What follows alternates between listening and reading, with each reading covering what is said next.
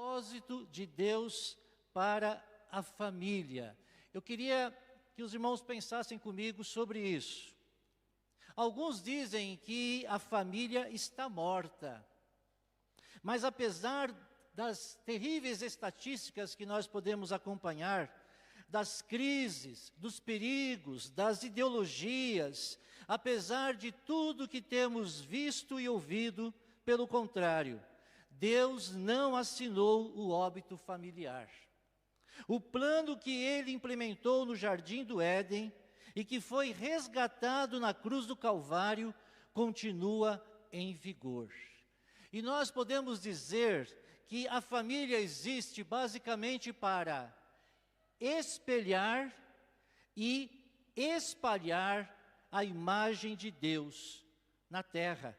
Esse é o propósito principal que Deus, Ele projetou, que Ele constituiu a família, que nós vemos lá em Gênesis, e em todo o decorrer da Bíblia, como que Deus vai trabalhando com as famílias. Então, para espelhar e para espalhar a imagem de Deus, a glória de Deus na terra. Esses são os dois pontos que eu quero compartilhar com os irmãos nessa noite. E a palavra do Senhor se encontra justamente lá em Gênesis, o texto que nós vamos usar como base para essa mensagem. Gênesis capítulo 1, versículos 27 e versículo 28, a parte A, que é onde nós encontramos a primeira poesia na Bíblia e encontramos também a primeira ordem. O que diz a palavra do Senhor? Primeiro, vamos ler juntos? Criou Deus o homem à sua imagem. A imagem de Deus o criou, homem e mulher os criou. E Deus os abençoou e lhes disse: sejam férteis e multipliquem-se, encham e subjuguem a terra. Veja aqui a primeira poesia: criou Deus o homem à sua imagem, a imagem de Deus o criou, homem e mulher os criou. Que palavra belíssima que nós encontramos aqui no Gênesis, apresentando então essa imagem do homem e da mulher formando a família, o casal. E aqui nós encontramos uma ordem, a primeira ordem na Bíblia, onde Deus abençoa esse casal, o homem e a mulher, e lhes diz: sejam férteis e multipliquem, encham e subjuguem a terra. Então eu quero sugerir para os irmãos nessa noite que Deus, Ele criou a família com dois propósitos em mente: espelhar a imagem de Deus e espalhar o reino de Deus. E eu quero ensinar para vocês uma coreografia aqui, não sei se pode, né, mas vamos lá, depois o pastor puxa a minha orelha aqui, sim. Mas para a gente guardar esses dois pontos aqui. O primeiro ponto é espelhar. Espelhar você faz assim. Quem pode fazer assim comigo? Faça assim. Espelhar a imagem de Deus. E espalhar. Faça assim, espalhar o reino de Deus. Espelhar e espalhar. Vocês aqui vão fazer comigo, espelhar. Vamos lá? Espelhar a imagem de Deus. E vocês espalhar o reino de Deus. Certo? Guardaram? Então vocês são espelhar. E vocês? Espalhar. Vocês são? E vocês são? Pronto, guardaram. Pelo menos esses dois pontos vocês guardaram. Já é o suficiente para mim. Espero que vocês peguem mais coisas aqui. Eu vou tentar ser o mais objetivo, o mais claro possível na exposição desta palavra, mas que vocês guardem isso. Propósito de Deus para a família: espelhar a imagem de Deus e espalhar o reino de Deus na terra.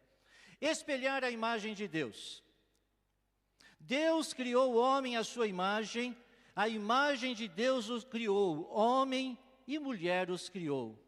O homem e mulher os criou significa que o casal, como casal, revela aspectos profundos sobre a pessoa de Deus. Este foi o primeiro propósito de Deus para a união conjugal.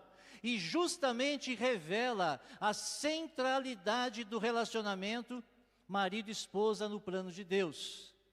Mas, assim como esse espelho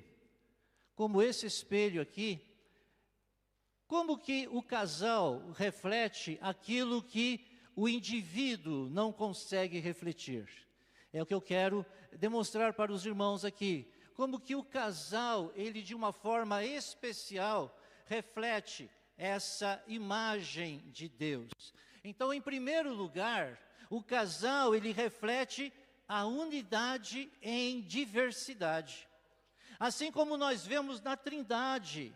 A Trindade é formada de 3 pessoas distintas, com funções diferentes, mas em perfeita e total harmonia. E Deus, então, Ele criou o casal para existirem 2 pessoas distintas. E eu quero convidar para vir aqui à frente um casal. Quero chamar aqui a nossa irmã Pauliane e o Rodrigo. Vem aqui à frente, por gentileza, e nós vamos fazer uma demonstração de como que o casal, ele reflete a Trindade. Como que o casal existindo em 2 pessoas distintas, numa união tão completa que se torna uma carne, tem intimidade, harmonia e unidade. Pode subir aqui, por favor. O casal casado é uma ilustração na terra da natureza divina. E aqui nós temos um casal de mãos dadas, né? E vejamos como que esse casal, eles refletem a Trindade, a imagem de Deus na terra. O que nós temos aqui nesse slide? Nós temos ali a imagem da Trindade, né? Uma representação, Pai, Filho e Espírito Santo. E o que nós encontramos na Trindade? Primeiro, há um compromisso mútuo entre as 3 pessoas da Trindade, assim como há um compromisso mútuo entre o marido e a esposa. Nós encontramos também na Trindade um pacto indissolúvel. As 3 pessoas da Trindade estão unidas de forma eterna, permanente. Assim também o casal reflete esse pacto indissolúvel até que a morte os separe. Na Trindade nós temos também a representação da intimidade entre as 3 pessoas. E aqui também, entre marido e mulher, entre esposo e esposa, nós temos também essa manifestação de intimidade, aonde a palavra do Senhor nos diz, uma só carne. Há mais intimidade do que isso? Então veja como que o casal reflete tão claramente esse relacionamento da Trindade. Ainda, o amor que um tem pelo outro, assim como nós vemos Deus é amor, na manifestação de que o Pai ama o Filho, de que o Filho ama o Espírito Santo, e o Espírito Santo ama o Pai e o Filho. É um amor eterno, um amor perfeito, e o amor do casal também reflete isso. E por fim, papéis. O marido tem um papel, a esposa tem um outro papel. São iguais no ser, mas diferentes nas funções, assim como na Trindade. O Pai, o Filho e o Espírito Santo têm a mesma essência, a mesma natureza, mas com funções distintas. Então, como nós vemos tão claramente num casal abençoado por Deus, o reflexo da Trindade. Que bênção. Por favor, obrigado, irmãos. Pode se assentar aqui que eu vou chamar vocês de novo daqui a pouco. Então, veja que interessante. Em segundo lugar, o casal, ele reflete a imagem de Deus através de qualidades de relacionamento.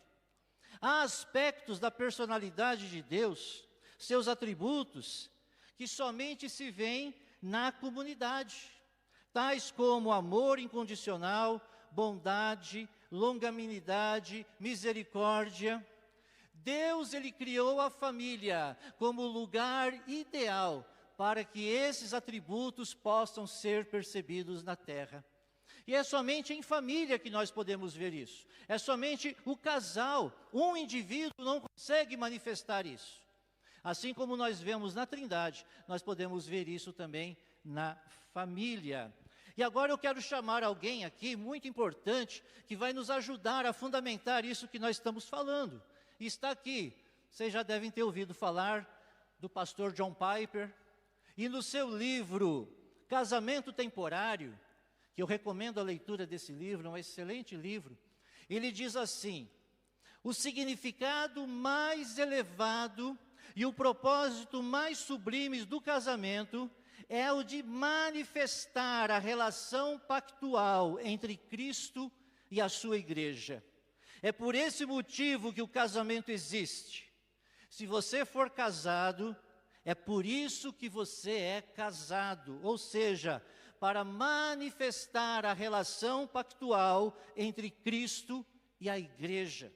E se você tem esperança de se casar, espero que você tenha esperança de se casar, e talvez esse ano ainda, que você tenha isso em mente, que o seu sonho no seu casamento é também manifestar, é também expressar essa relação pactual entre Cristo e a igreja. Mas ainda, em terceiro lugar, essa imagem de Deus no casal também inclui o aspecto da procriação de novas imagens. Gênesis capítulo 5, verso 3, nos diz assim: Adão gerou um filho à sua semelhança, conforme a sua imagem, e deu-lhe o nome de Sete. Então, assim como Deus criou o homem à sua imagem e semelhança, veja que o autor de Gênesis usa a mesma expressão quando ele descreve Sete, o nascimento de Sete. Adão gerou um filho à sua imagem, à sua semelhança, conforme a sua imagem. Então, os filhos, eles são fruto do amor dos pais. E pela graça de Deus, também são novas imagens, não somente de Deus, mas também são pequenos espelhos do amor dos pais. Assim como o casal reflete a imagem de Deus no mundo, também os filhos, feitos à nossa imagem e semelhança, também refletem essa imagem, a imagem de Deus no mundo, como um espelho. E as pessoas podem então conhecer a Deus por meio da família, por meio do casal, por meio dos filhos. Para espelhar esse conhecimento e essa glória de Deus no mundo inteiro, Deus ele plantou uma família lá no jardim do Éden, e deu-lhe então essa ordem de frutificar, de multiplicar. Esta é a primeira forma da grande comissão. É a primeira ordem que nós encontramos na Bíblia. Deus queria que o conhecimento dele, através do casal, fosse espalhado no mundo inteiro. Se não fosse o pecado, se não fosse a queda, Adão e Eva teriam multiplicado a imagem de Deus ao redor do globo, através de pequenas representações da Trindade e do amor de Deus. Quando Adão e Eva foram criados lá no Éden, antes da queda, antes de Gênesis 3, o que eles eram? Eles eram imagem e semelhança de Deus perfeitas, porque não havia pecado. Eles eram adoradores. E Adão e Eva, se naquele estágio tivessem tido filhos, os seus filhos seriam o que também? Adoradores. Porque adoradores gerariam adoradores. Mas infelizmente, o pecado, ele estragou tudo.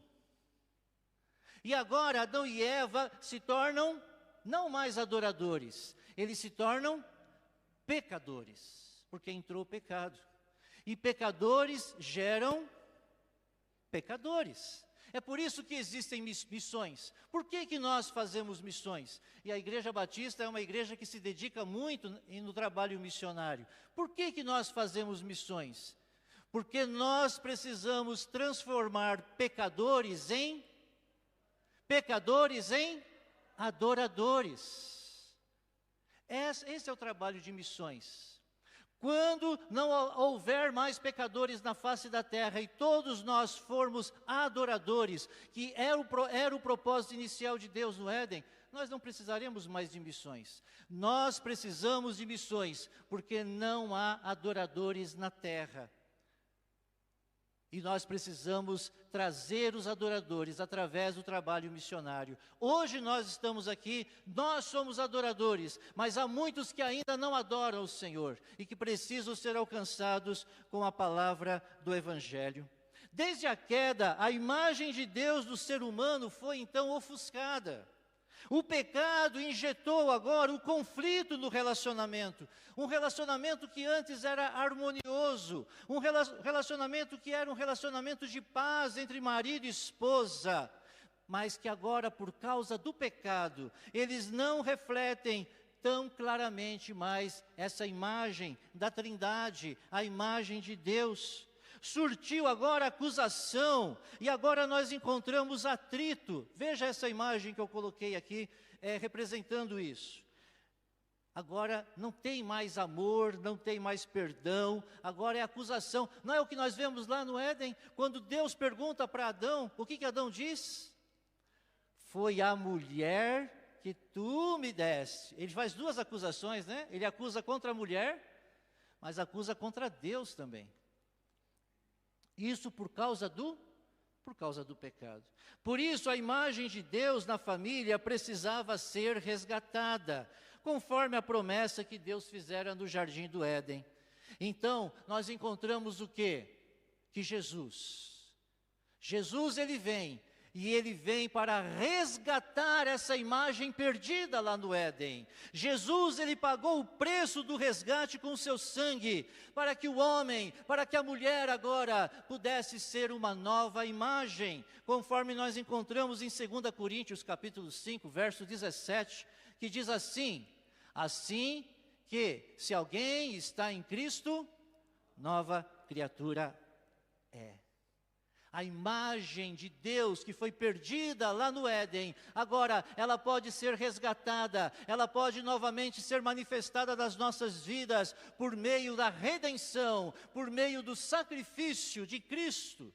Agora em Cristo, a família novamente, ela pode refletir a imagem de Deus na terra, não de forma perfeita, porque não existem famílias perfeitas. Nós ouvimos isso hoje de manhã. Não existe mãe perfeita, não existe família perfeita, mas mesmo na nossa imperfeição, nós podemos, por meio de Cristo Jesus, refletir essa imagem gloriosa, essa imagem bela, única, singular e poderosa de Deus no mundo, através da sua vida, da minha vida, através da nossa família.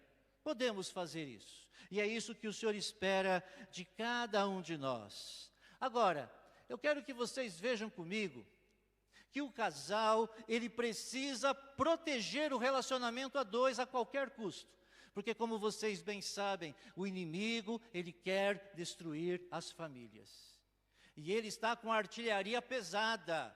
Basta você ligar a televisão e você entrar nas redes sociais, que você percebe claramente como o inimigo quer destruir a família como Deus constituiu. Então nós precisamos proteger a família, nós precisamos proteger o relacionamento conjugal, valorizando as diferenças e vivendo em harmonia. E eu quero citar para vocês apenas alguns desses ataques, alguns desses cuidados que nós temos que ter. Primeiramente, nós temos que ver aqui alguns invasores externos. E o que chama a atenção de vocês nessa figura que nós estamos exibindo aqui? Que nós temos um casal, mas que não há relacionamento nenhum, porque cada um está em seu mundo, em seu celular. E não é isso que a gente mais vê hoje em dia? Recentemente nós ouvimos uma mensagem aqui na igreja falando sobre isso. Esses são invasores externos. Olhem comigo aqui. O relacionamento a dois tem de ser protegido a qualquer custo contra a invasão de terceiros. Sejam esses terceiros os sogros, os filhos, a televisão, os amigos, talvez uma secretária, um amigo, um colega de trabalho, ou das perigosas redes sociais.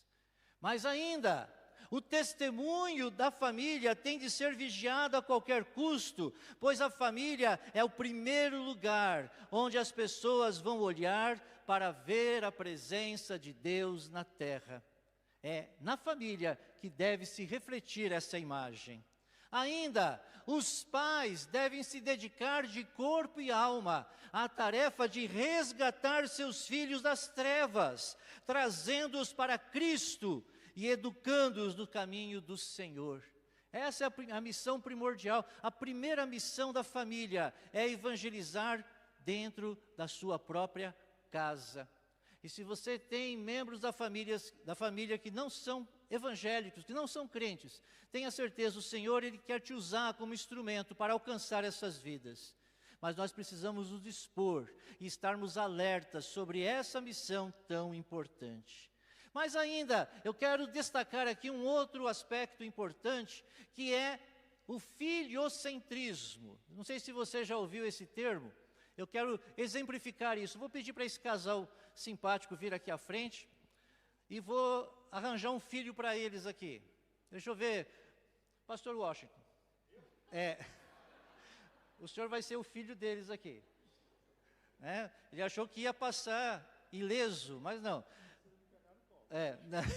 O senhor vai ficar aqui no centro e vocês vão ficar olhando para ele de mãos dadas assim, em volta dele. Aí, está aqui então o casal com o seu filho, e eles estão aqui, olhando para o filho. Agora vocês começam a girar. Vai girando mesmo assim. Aí, aqui nós temos o quê? O filiocentrismo. Pode continuar girando, até eu falar para parar. Eles vão ficar girando aqui enquanto eu estou falando, porque eles estão girando em volta de quem? Do filho deles. Isto é o filiocentrismo. A vida do casal agora não é mais o marido com a esposa com o marido, porque agora eles estão focados em quem?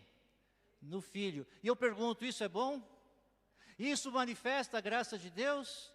Não. Podem parar, obrigado, podem voltar para o seu lugar, amém? Então aqui nós temos o quê? Olha comigo aqui esse slide. O relacionamento marido e esposa constitui o centro de uma família estável. Os pais, eles precisam aprender, valorizar e priorizar o seu relacionamento, o relacionamento conjugal em primeiro lugar. Filhos, eles não devem ocupar o centro da família. É claro, os filhos são importantíssimos e nós vivemos para cuidar deles, mas eles não podem tomar o lugar do casal, do relacionamento conjugal. Eles são membros bem-vindos ao círculo familiar, mas eles não podem ser o centro. E como essa imagem anterior que eu mostrei aqui para os irmãos, veja que interessante, o menino aqui, ele está dominando a casa, ele chega a dormir na cama com os pais. Eu não sei se isso acontece aqui com algum casal, fique atento com relação a isso, porque você já percebe ali a manifestação daquele senhor, como que ele está. Então, precisamos tomar cuidado com isso. Mas ainda, eu quero ressaltar mais um aspecto, que é em relação ao namoro e o noivado. O namoro e o noivado devem se proteger contra intimidades físicas que Deus reservou para a união conjugal. E aí nós deixamos essa frase: o que Deus não ajuntou, não junte o homem. Intimidade precoce mancha essa imagem de Deus do casal, antes que ela seja plenamente ou completamente formada. Então nós vimos até aqui esta questão sobre espelhar a imagem de Deus. O primeiro grande propósito de Deus para a família é espelhar a imagem de Deus. Agora, eu vou para o segundo ponto, aonde nós vamos falar sobre o segundo propósito que Deus tem para a família, e que faz erguer os olhos para ver que os campos já estão brancos para a ceifa. A família, ela existe para espalhar o reino de Deus. Em primeiro lugar, ela serve para, vamos falar, espelhar, mas ela também serve para espalhar. Ela serve para espalhar o reino de Deus na terra. Gênesis 1, 28, a parte A. Deus os abençoou e lhes disse: sejam férteis e multipliquem-se, encham e subjuguem a terra. Então veja comigo, espalhar então adoradores de Deus, encher a terra com adoradores que reflitam a glória do Senhor. Essa é a primeira ordem bíblica, e essa ordem é uma grande comissão missionária. Esse segundo grande propósito de Deus envia a família para ser um centro de missões. Infelizmente, muitas pessoas não têm essa perspectiva exaltada da importância da família no plano de Deus. Para alguns, a família não passa de uma conveniência. Alguém que lava a minha roupa, ou que prepara o meu almoço, alguém que divide as despesas comigo, que conserta a pia quando está quebrada, que dorme do meu lado. A família, ela se tornou algo trivial. O relacionamento conjugal de marido e esposa se tornou algo comum, ordinário. E é por isso que nós, infelizmente, vemos tantos casos de divórcio. Porque não se está dando a importância que Deus dá para o casamento, para a família. Lembra que eu disse que o casal, ele reflete o pacto de Cristo com a sua igreja. Só que isso é um assunto para uma outra oportunidade, eu não posso entrar aqui com profundidade. Mas eu quero que os irmãos compreendam comigo que a família, ele é o nosso maior recurso natural para alcançar o mundo. Missões começam dentro de casa. A família, ela existe para produzir uma herança piedosa na terra. E é o meio ideal para evangelizar e para discipular o mundo. E eu vou demonstrar isso em alguns slides aqui. Mas antes eu quero chamar novamente John Piper para nos ajudar. Veja o que ele diz aqui sobre o casamento. O casamento, ele deve fazer filhos, e esses filhos serem discípulos de Jesus. Esse propósito do casamento não visa apenas a acrescentar corpos ao planeta. A questão é aumentar o número de seguidores de Jesus na terra. O propósito de Deus ao fazer do casamento o lugar de ter filhos nunca foi apenas de encher a terra com gente, mas o de enchê-la com adoradores ao Deus verdadeiro. Então, quando nós temos filhos, nós estamos enchendo a terra de adoradores, discípulos de Jesus, que são a nossa imagem e a nossa semelhança, assim como nós refletimos a imagem e semelhança da Trindade. Você crê nisso? E aí eu quero demonstrar isso através de 3 círculos. Espalhar o reino de Deus. Aonde você tem aqui o círculo mais interno, o relacionamento marido e esposa.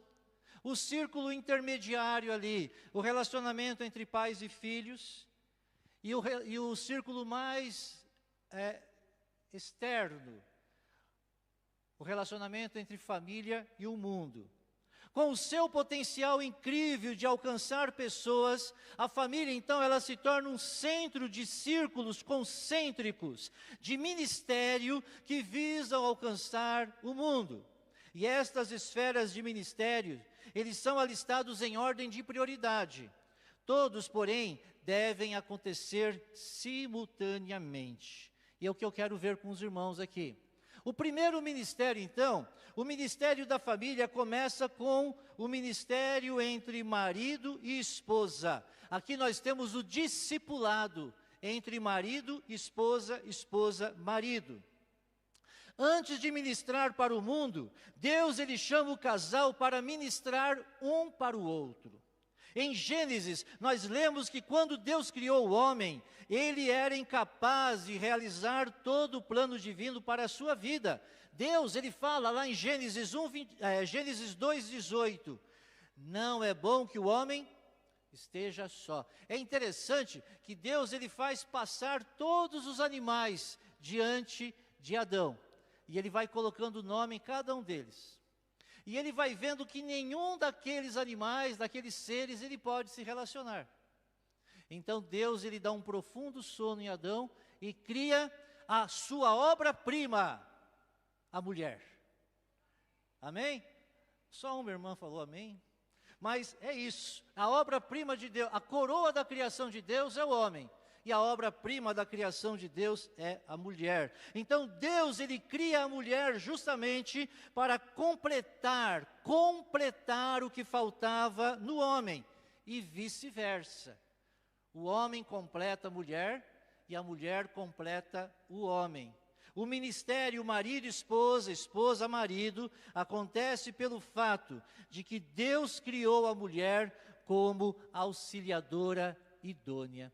E eu queria me deter aqui por alguns instantes sobre essa palavra, esse termo idônea, e trazer um significado para vocês dessa palavra. O termo idônea no hebraico, que é onde foi escrito o livro de Gênesis, significa literalmente assim, conforme o oposto. É como duas peças que vêm e se encaixam perfeitamente. Uma peça encaixando na outra, completando uma nova peça, completando uma ao outro. A mulher complementa o marido, o homem, e por isso pode ter comunhão com ele. Mas ela também é diferente, com dons, com talentos, com perspectivas e com ideais que completam aquilo que falta no homem. No homem faltam coisas que a mulher traz e completa, e vice-versa. A mulher tem falta de coisas que o homem traz e completa a mulher, formando então uma só carne. E é essa unidade na diversidade. Essa é a chave do casamento. Em vez de competir, o casal, ele deve completar um ao outro. Em vez de tentar criar o cônjuge, a nossa própria imagem, nós devemos apreciar as diferenças entre nós. E são muitas as diferenças. Mas essas diferenças é que fazem o que o casamento seja essa coisa abençoadora que nós vivemos. Então, Deus, ele criou o homem e a mulher para que nós possamos espalhar o reino de Deus. Está vendo aqui esse globo, o planeta Terra? E nós fomos criados para espalhar, para procriar, para gerar filhos que sejam discípulos de Jesus. Em vez de diminuir as diferenças entre os sexos, nós devemos valorizá-las. Cada casal deve estabelecer a prioridade de ministrar um para o outro, conforme o plano original de Deus. O marido tem um papel extremamente importante dentro de casa, de ser o sacerdote do lar. Sabe por que há muitos casamentos hoje que estão passando por crise? Porque o homem não está cumprindo com o seu papel de sacerdote. E muitas das vezes deixando isso para a mulher. Agora eu pergunto, é para a mulher essa função? Ela foi criada para isso? Não foi. E quando ela tenta fazer isso, não consegue fazer bem. Mas ela precisa fazer porque não tem um homem dentro de casa que cumpra com as suas obrigações de homem. E da mesma forma, o homem também sente falta da necessidade que a mulher cumpra com os seus papéis de esposa, para cuidar do filho, conforme nós, do casal, do marido, dos filhos, conforme nós vimos no jogral hoje aqui pela manhã, mostrando esse papel tão importante da mulher como mãe, como esposa, como parceira do seu esposo. Então o ministério de alcançar o mundo, de nós espalharmos o reino de Deus, começa dentro de casa, no relacionamento entre marido e esposa. E isso se chama complementarismo. Mas ainda, em segundo lugar, o ministério da família se estende para o discipulado dos filhos. De quem é o papel primordial de ensinar as crianças o caminho do Senhor? É trazer para a igreja? É trazer para a escola bíblica, para o ministério infantil? Com certeza, mas esse não é o papel primordial. O papel primordial de Discipular os filhos começa dentro de casa, entre o pai e a mãe discipulando os seus filhos. A palavra de Deus nos ensina sobre o relacionamento pais e filhos e destaca a importância de discipular os nossos filhos. Deus, Ele criou a família para encher a terra com pessoas tementes a Deus. A queda, ela dificultou essa missão, mas ela não anulou a comissão. E o lar cristão deve ser o centro de evangelismo e o discipulado dos filhos. Agora, infelizmente, muitos pais hoje se preocupam com tudo, menos com o seu ministério de sacerdote dentro do lar. Trabalhamos duro para colocar o pão na mesa, roupas muitas vezes até de grife, procuramos as melhores escolas, corremos para lá e para cá, para aulas de piano, de dança, de inglês. Tudo isso é importante, tudo isso é necessário. Levamos os nossos filhos para a escola bíblica dominical, mas somos piores que incrédulos se não suprimos as necessidades espirituais dentro do nosso lar. Esse discipulado, ele acontece através de relacionamento, de convivência, de exemplo, de ensino, e ensino formal e informal. Aonde que os nossos filhos vão aprender os caminhos do Senhor? Conosco. E se nós estamos caminhando no caminho do Senhor, os nossos filhos vão nos seguir. É o nosso exemplo. É a nossa conduta, é a nossa forma de se comportar, de reagir às situações, é o nosso vocabulário. É aquilo que nós fazemos dentro de casa. E os irmãos bem sabem, palavras, elas movem, mas exemplos arrastam. E o que nós precisamos é dar bons exemplos. O discipulado de nossos filhos nos autoriza, então, para ministrar para o mundo. E eu quero terminar aqui, justamente nesse. No terceiro ministério da família, para espalhar o reino de Deus. É o ministério da família que visa alcançar o mundo todo. Assim como a família sempre foi usada por Deus para executar o seu plano na terra, a família, ela continua sendo esse centro de missões. Mas como? Então, em primeiro lugar, a família prepara os filhos para alcançarem o mundo. E o preparo destas flechas que Deus coloca nas mãos do guerreiro, conforme está no Salmo 127, verso 4, visa afiá-las e lançá-las para penetrar o coração do mundo.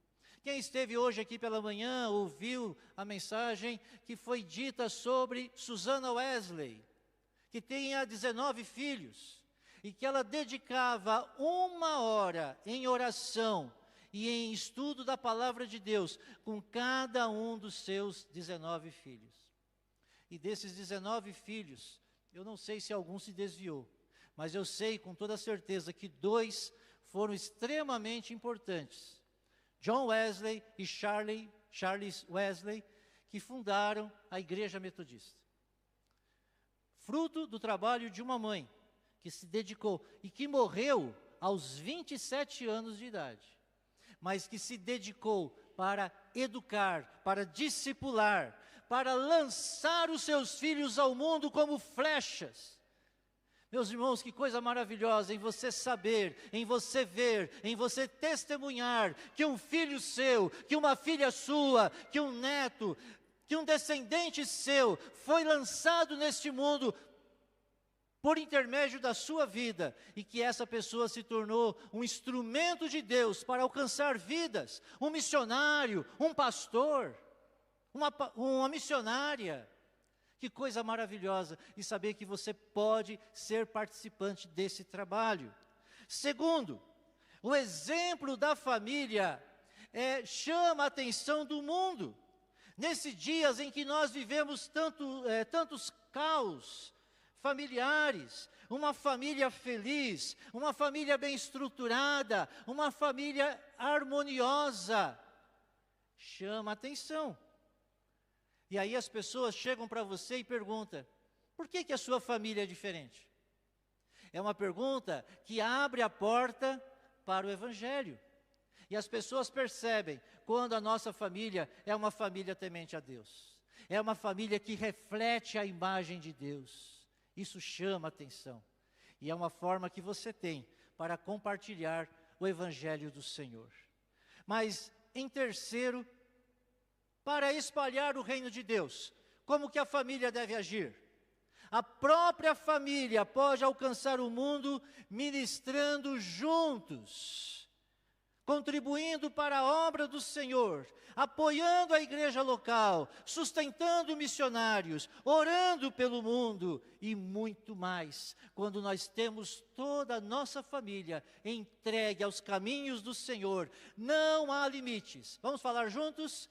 Não há limites no que pode ser feito através da família. A sua família é assim? Eu digo para você nessa noite, ela pode ser assim. Ela deve ser assim. E é assim que Deus projetou a família. Deus, Ele deseja restaurar a família.